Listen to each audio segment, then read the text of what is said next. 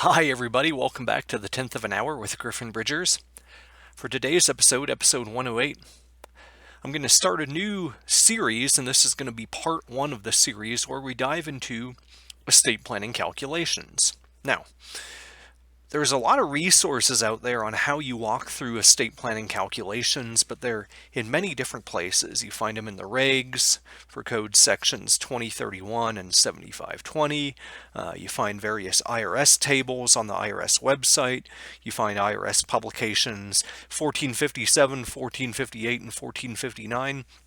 There's all sorts of different interests that require actuarial calculations, and there's not a lot of guidance out there consolidating all these various authorities down into a cohesive process. So with this series, I'm setting out to attempt to do so, at least to the greatest extent I can, in a video format.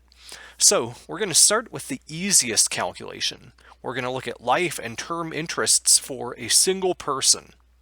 Now, as always, this presentation is not intended to substitute for legal or tax advice and is provided for educational purposes only. So, when we look at interests, especially in trust, they can typically fall into three categories. And one, you have a fully discretionary interest where the trustee can distribute as much or as little income and or principal of the trust as the trustee determines or deems necessary. Now, this is a fully discretionary trust, and in this case, the beneficiary could get nothing or they could get everything. There's really no certainty to this, and preferably in this case you'd have an independent trustee. Otherwise, you have an interested trustee with a general power of appointment. So for valuation purposes, that just means the entire trust would end up in the beneficiary's gross estate, or could be treated as a gift by the beneficiary if that general power of appointment lapses. So that's its own issue aside, but the next step up is what you see more often, a discretionary interest in a trust, but subject to an ascertainable standard, such as health, education, maintenance, and support. And in this case, under state law, it's harder to justify a zero distribution in any given year without at least looking to the resources of the beneficiary in question. So the benefit of that ascertainable standard is that you can have an interested trustee, at least for federal transfer tax purposes, without there being a general power of appointment. But outside of that, it's really difficult to value a discretionary interest for state law purposes and for federal tax law purposes. Then finally, what we're really going to focus on today and in this series is going to be that some trusts have a guaranteed return component, usually annually or more frequently.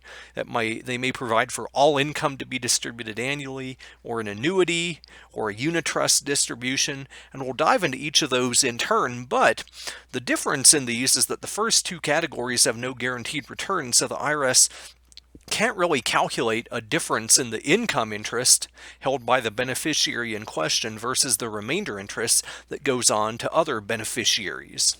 Now, for the third category, the guaranteed return component is present in the form of an annual income stream that's either variable or is set based on the annuity or unitrust percentage. So what that means is that the IRS can value the income and remainder interest. Now, it's important to note that there are some rules that put a damper on self-created retained interest, code sections 2701 and 2704.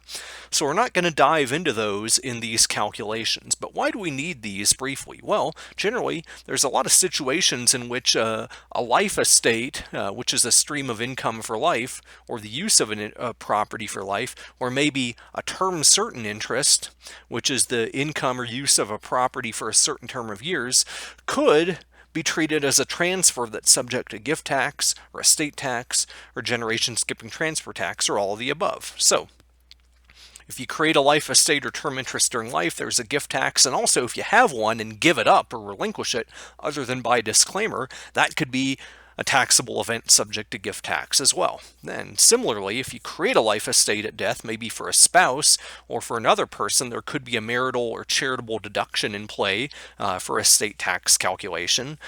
If you die holding a life estate, maybe due to dower or courtesy, that could be taxable in your estate. And then in addition, retained life estates and term interests could be subject to valuation under different rules than what we're going to look at, specifically Code Section 2036, where we looked at a retained life estate or term interest and how that would be included in the gross estate of the creator of that interest. So those calculations don't apply to that situation, but in any other situation with single life calculations where you have one beneficiary receiving all income or the use of property, the calculation ends up being simple.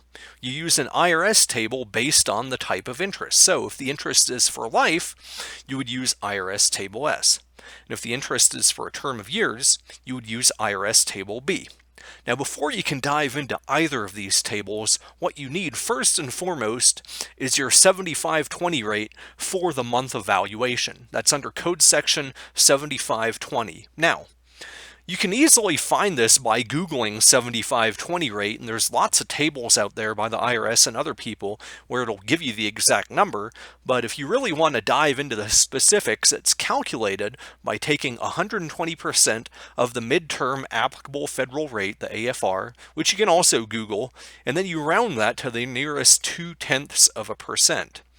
So you can round up or down that 120% figure, but if you're perfectly in the middle, you would round up. So in other words, if 120% of the midterm AFR was, let's say, 1.3%, you would round up to the nearest 0.2%, which would be 1.4. But if it had been 1.29, you would have rounded down, and if it had been 1.31, you would have rounded up, naturally by mathematical rules. Now, moving on, once you have the 75/20 rate, you would need the age and birthday of the beneficiary who holds the income or use interest that you're seeking to value. Now, this age will be relevant for tables B and S, and it'll be the age at the nearest birthday on the valuation date. Now, Table S has specific ages, so you'll need this, and Table B is relevant because what we're not going to cover today is the fact that if the term interest is shorter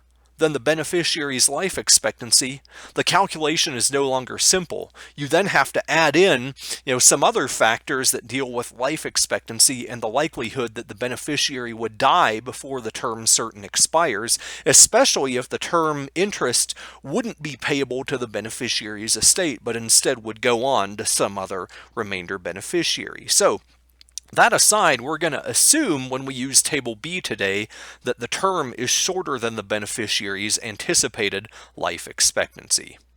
But either way, if you have a single life estate calculation with no survivorship interest, in other words, there's no life estate continuing for a second life that you have to take into account, then you can just simply take your 75/20 rate and then select the appropriate portion of Table S, which is broken down into multiple tables based on 75/20 rates all the way up to 22%. And then using the age, you determine the corresponding life estate and remainder factors in the columns of Table S. These always add up to 1 exactly. But if you're looking for the life estate value, you'd multiply that times the fair market value of the trust in question. If you need the remainder interest, you'd multiply that times the fair market value of the trust in question on the valuation date. So here's a quick snippet of Table S for a 0.4% 75/20 rate. And you'll see that we have a life estate and remainder factor here in the second and third columns following the age. The annuity factor we'll cover another time. We're not talking about annuities today, we're just talking about bare income or use interests. Now, if the income or use interest doesn't last for life, instead if it lasts for a term, you'd take the appropriate portion instead of Table B, based on the 75/20 rate. And once again, we're assuming that the term certain will expire before the life expectancy. If it doesn't, there's a whole other calculation we have to use. But if it does, you can just simply look to the remaining term and then correlate the appropriate income and remainder factors and multiply either times the fair market value of the trust in question. So here's a small snippet again, this time for Table B, showing the start of the columns for a 0.2 and 0.4% 75/20 rate. So you can see that based on the number of years left in the term, you can look to the income interest or the remainder interest and break those down as well. And that's it on these basic calculations.